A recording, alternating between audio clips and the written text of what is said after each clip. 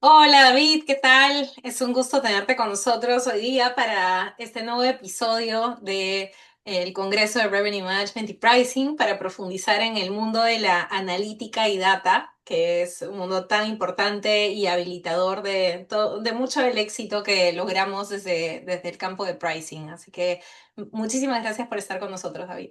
Hola Dani, ¿cómo estás? Un placer, muchas gracias por la invitación y bueno, nada, encantado de poder conversar contigo acerca de todos estos tópicos que han enmarcado mi carrera y bueno, que siempre para mí son un agrado conversar y comentar. Genial. Bueno, para quienes no conocen a David, David Allende es líder de Data y Analítica de Brigo Learning Hub. Él tiene una sólida trayectoria liderando equipos de data science en sectores como banca, tecnología, telecomunicaciones, retail y minería. Él además es profesor, le encanta compartir su conocimiento, así que es de mi club. Y bueno, también va a ser parte del Congreso de Revenue Management, que lo vamos a realizar el 20 y 21 de noviembre. Ya súper pronto vamos a salir con las entradas a la venta. Pueden entrar a www.congresorevenuemanagement.com para que puedan saber más acerca de este importante evento que va a traer a muchos expertos súper potentes a nivel Latinoamérica. Uno de ellos claramente va a ser David, que nos va a acompañar. Y bueno, todos invitados, súper contentos de tener este espacio muy pronto para profundizar en el campo de revenue. Vamos a hablar mucho de inteligencia artificial también, que hoy en día es tan importante. Y bueno, en esta oportunidad lo que vamos a conversar con David es acerca del toolkit de un profesional de analítica potente. Bueno, y primero quisiera comenzar, David, cuéntanos un poquito más acerca de ti, acerca de los proyectos que has liderado, en qué estás ahora, para después entrar un poquito más en el tópico. Ok Dani, bueno, genial. Bueno, yo de formación soy ingeniero estadístico informático. Les cuento así una pequeña anécdota que creo que a mí siempre me ayuda a presentarme. Bueno, yo empecé a trabajar en el 2010. Tengo 15 años trabajando en diversos sectores, encarando diferentes desafíos y bueno, algo que me ha caracterizado siempre ha sido enamorarme del problema y con el tiempo ha sido mucha investigación, mucho estudio, mucha prueba y error e ir viendo cuáles son las mejores herramientas según el momento, el contexto y la industria para empezar a estar a la altura del desafío.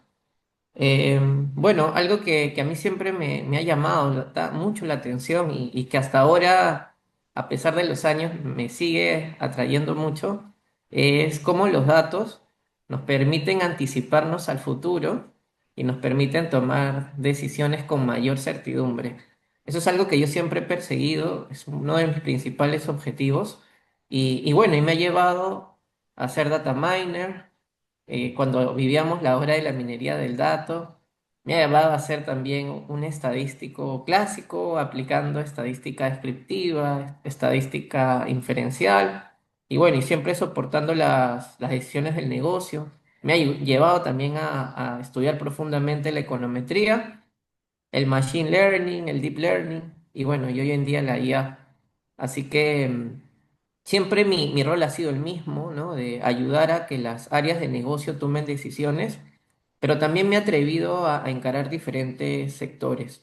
Bueno, yo inicié viendo el sector de consultoría, así que ahí tuve un panorama muy amplio. Mis primeros proyectos estuvieron orientados a banca, consumo masivo, también trabajé con el gobierno y telecomunicaciones, así que empecé viendo un poco de todo, pero lo principal es que me di cuenta de qué manera todas estas herramientas vigentes permitían lograr un propósito, ¿no? Tomar decisiones y lograr un objetivo de negocio. Ahora, la tarea no era tan sencilla, había que empezar a desarrollar, como bien lo decías al inicio de nuestra conversación, un toolkit y un toolkit que tenemos que estar súper predispuestos a que se tiene que actualizar constantemente y tenemos que estar muy atentos a cómo la industria se va moviendo.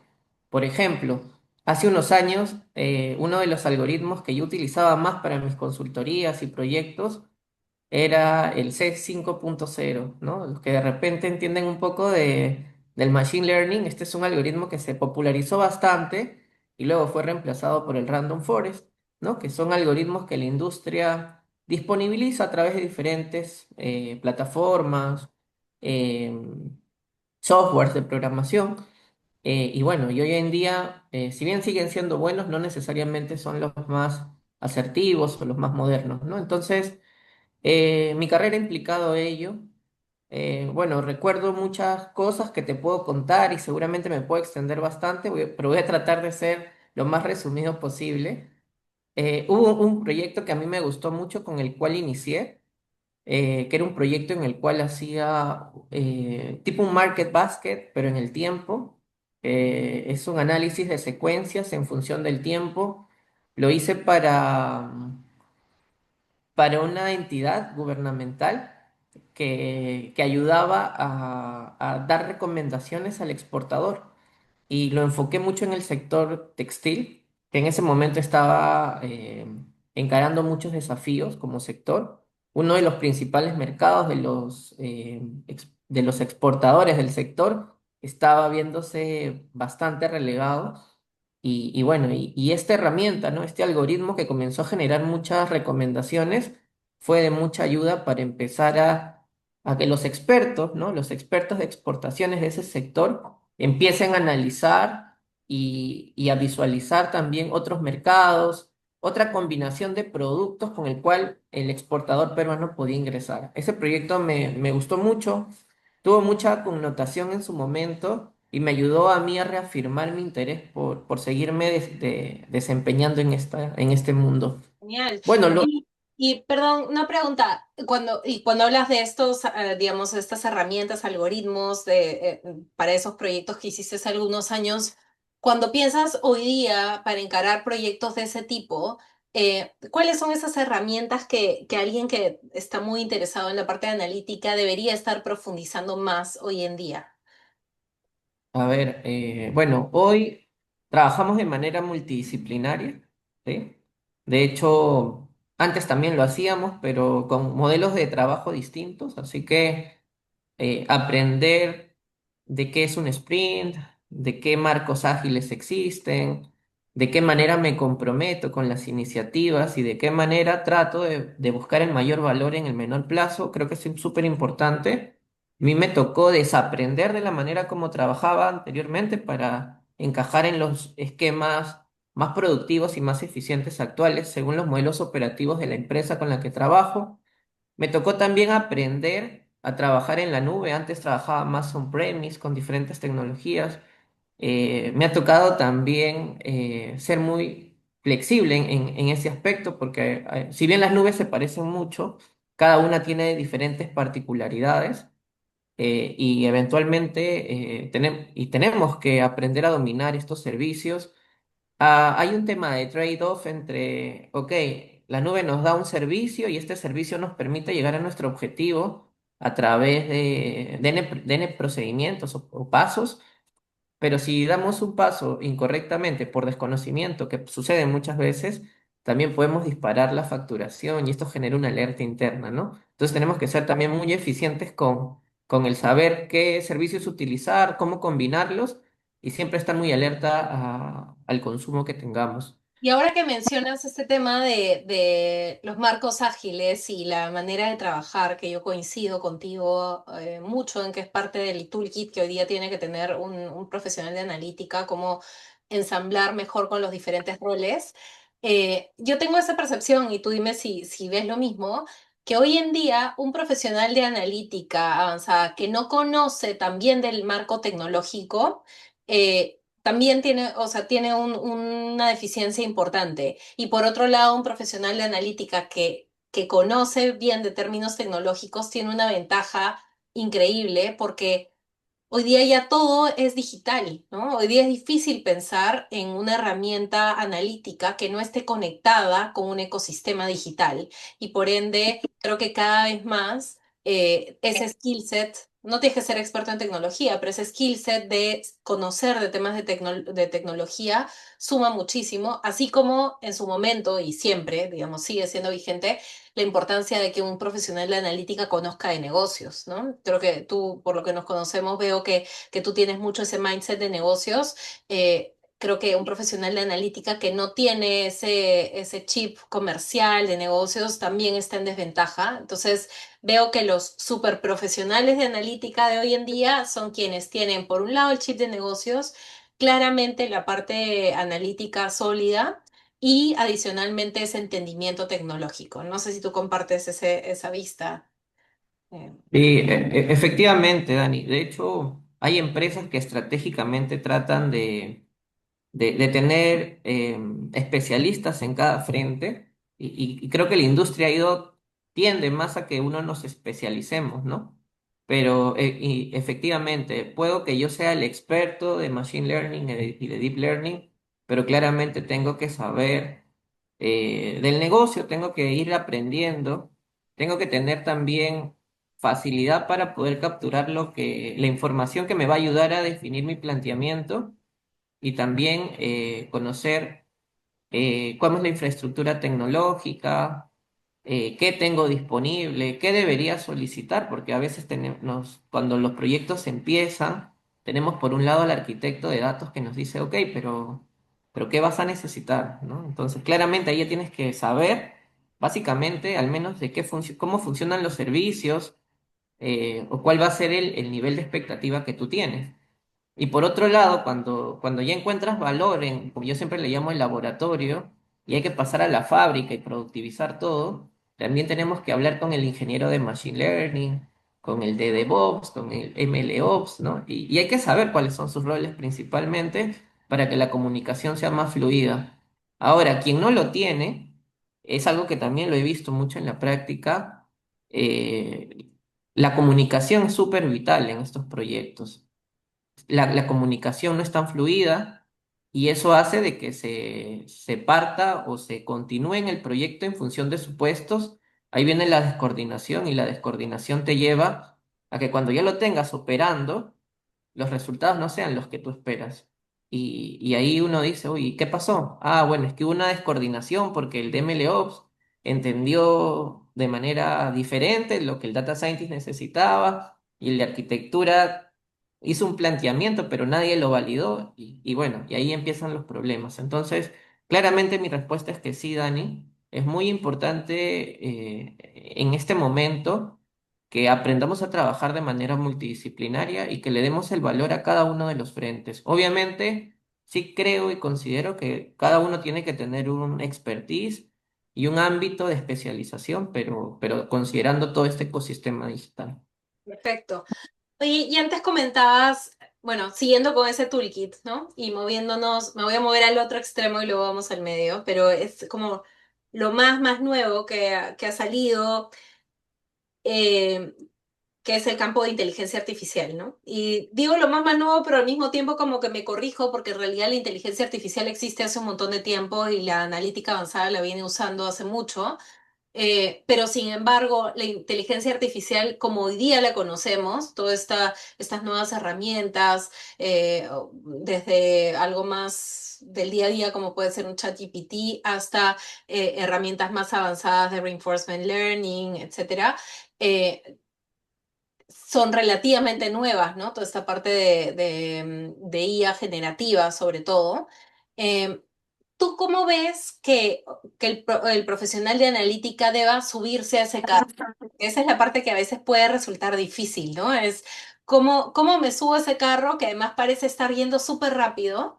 ¿En qué parte me subo? ¿Qué es más relevante? ¿A qué debo ponerle, si yo fuera, digamos, un profesional de analítica que busco crecer en ese campo, cuál sería tu sugerencia? ¿Dónde debería profundizar? ¿Dónde están los espacios de oportunidad? Ya, ok, Dani. Bueno, es una pregunta súper interesante. De hecho, me la hice yo mismo.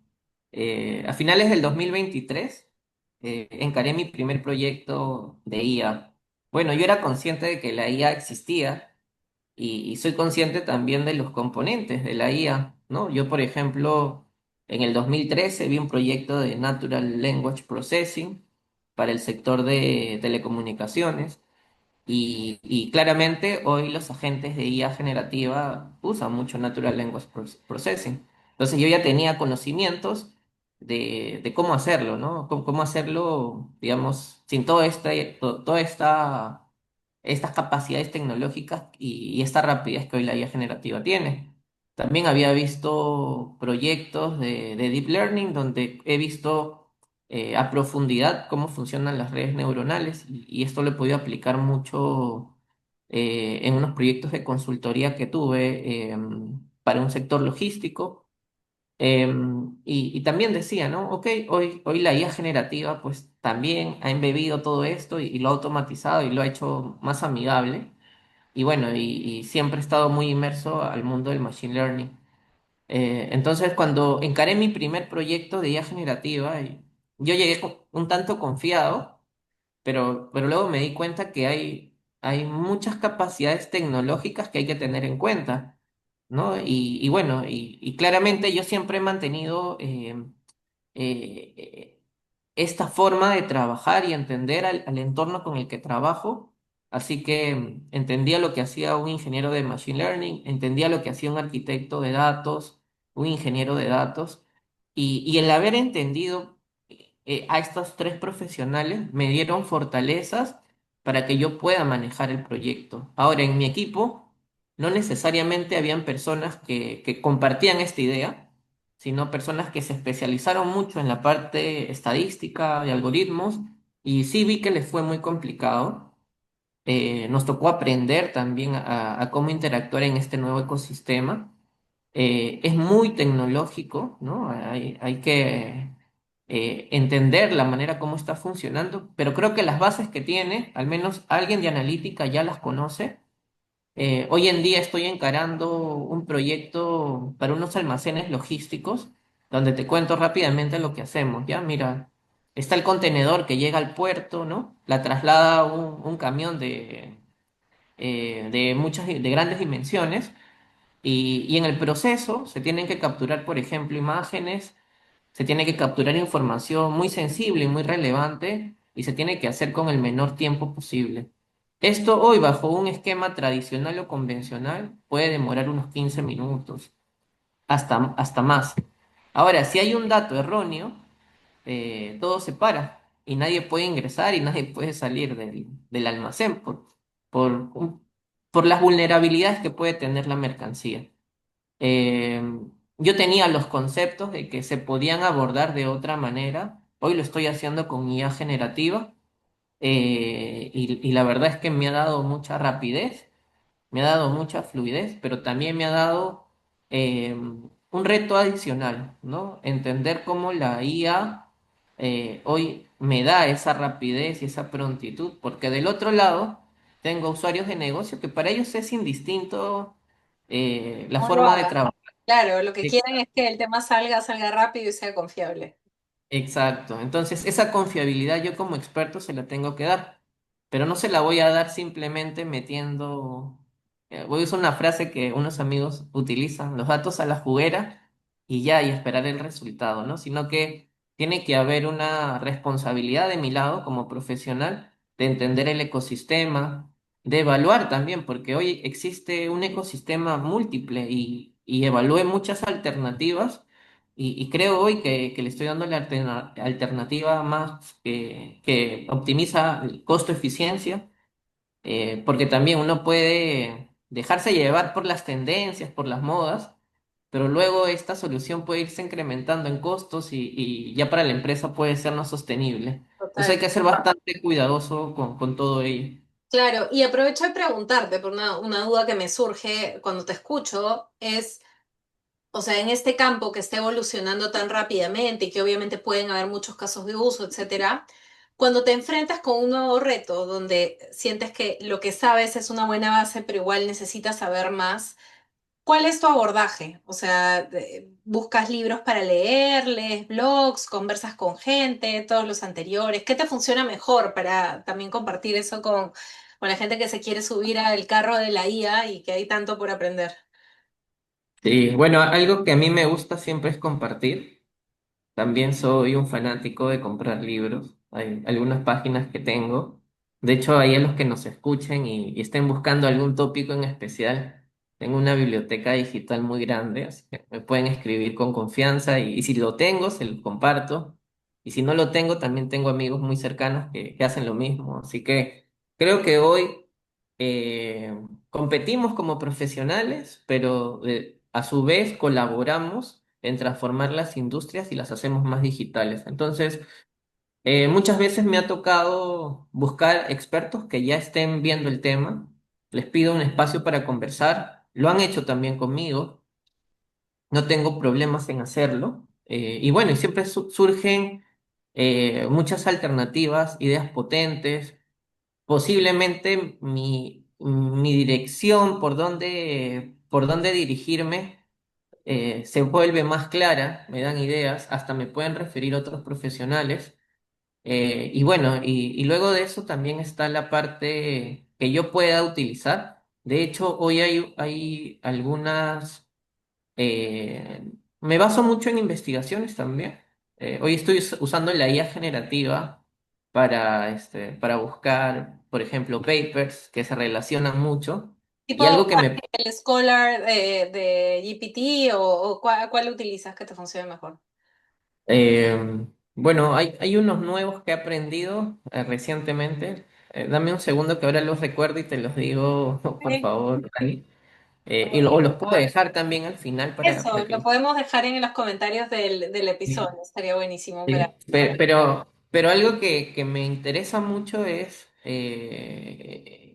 la rapidez con la que calcula los grados de similitud y que uno también lo puede hacer, pero luego de haberse leído muchas páginas, haber invertido varias horas y varias semanas, que si lo llevamos al ámbito de la investigación es parte de, lo se tiene que hacer, pero cuando hacemos investigación durante un proyecto, eh, es más desafiante porque tienes el tiempo en contra, ¿no? Es como que el minutero empieza y hay un sprint y hay compromisos, ¿no? Entonces, esas son como las principales estrategias que yo utilizo y Y sobre eso discúlpame, empiezo a trabajar. preguntarte, porque creo que muchos profesionales del mundo de analítica tienen quizás un poco de vergüenza de hacer el approach a otros, pero yo también noto, en la línea de lo que tú comentas, que los profesionales de analítica más exitosos, por lo menos alrededor mío, son quienes justamente tienen recursos y buscan conversar con otras personas, forman redes, redes de conocimiento, redes de innovación, redes de reto, como para seguir profundizando. Eh, en tu caso, o sea, si les pudieras dar solo un consejo a alguien que es un poco, tiene cierta dificultad para hacer el cold messaging, como le llaman, que es este mensaje como a alguien que no conoces y le quieres pedir que te asesore en algún tema, ¿cómo normalmente es tu approach? ¿No? ¿Qué le recomendarías? Eh, bueno, contarles, hacer una presentación como en cualquier conversación, contarle cuáles son sus intereses, cuál es su desafío. Y bueno, y por lo general, no quiero sonar importante, tan importante, pero sí tenemos la agenda un poco cargada. Pero yo creo que muchos profesionales hoy consideran que esta actividad es bastante interesante y relevante. Es importante darse a conocer. Obviamente hay que respetar la privacidad que toda empresa que nos contrata y todo proyecto tiene.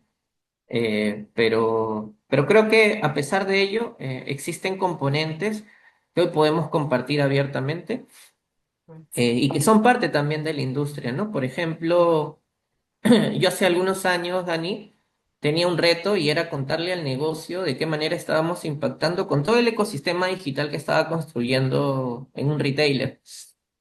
Y tenía metodologías, pero sentía que mis metodologías aún no eran tan robustas como lo que yo esperaba. Tuve una conversación con el amigo de un amigo y me recomendó una librería siempre la tengo presente y la recomiendo, que se llama Causal Impact.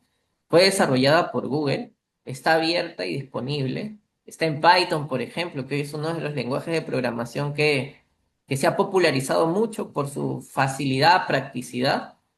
y la utilicé y me dio muy buenos resultados, ¿no? Y cuando puedo también la recomiendo, cuando uno quiere tangibilizar resultados. Y mi audiencia fue el gerente general de la empresa, sus directores de primera línea, y les pareció súper interesante la manera como uno capturaba estas herramientas disponibles, ¿no? Y desarrolladas también por áreas de investigación y desarrollo de empresas tan grandes, y ellos lo podían ver, ¿no? En una presentación ejecutiva. Y bueno, y lo logré a partir de una conversación. Así que yo creo que hay que ser muy honestos, muy transparentes y bueno, y también considerar que las personas que nos podrían orientar, ¿no?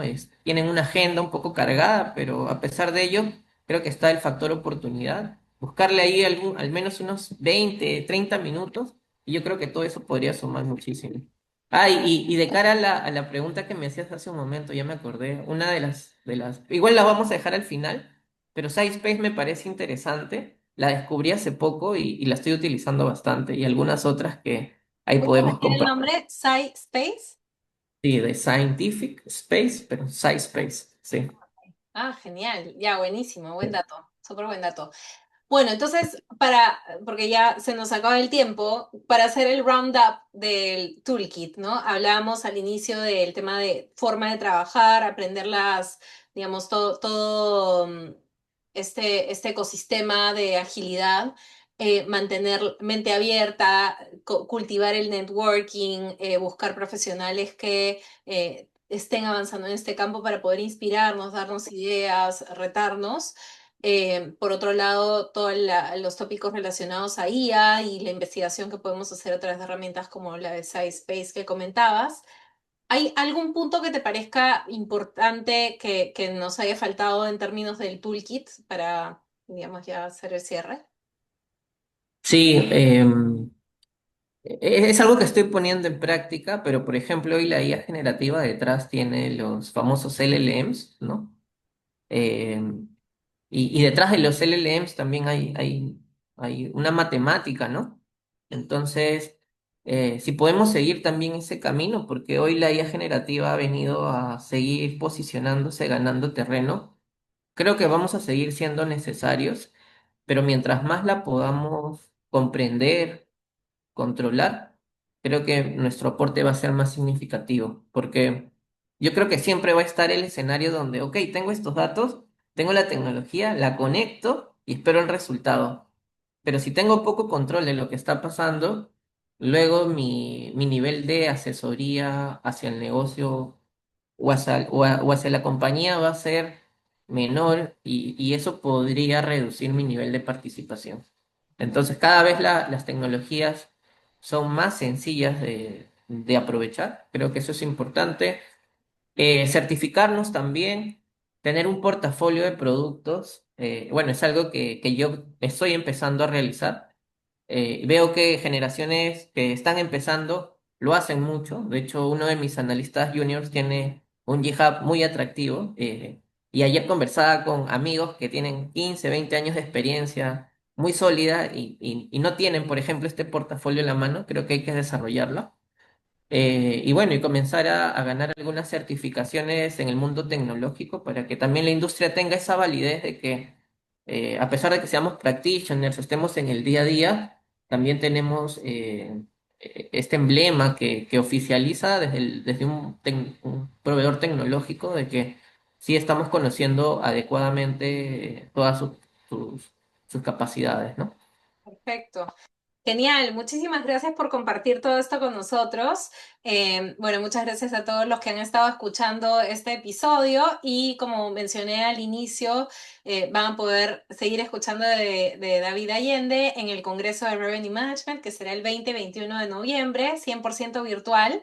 Y muy pronto estaremos poniendo ya a la venta las entradas, así que los esperamos para que escuchen a David, a varios otros expertos súper, con mucho conocimiento y experiencias que creo que van a ser muy valiosas de escuchar para todos ustedes. Muchas gracias, David, y bueno, hasta la próxima.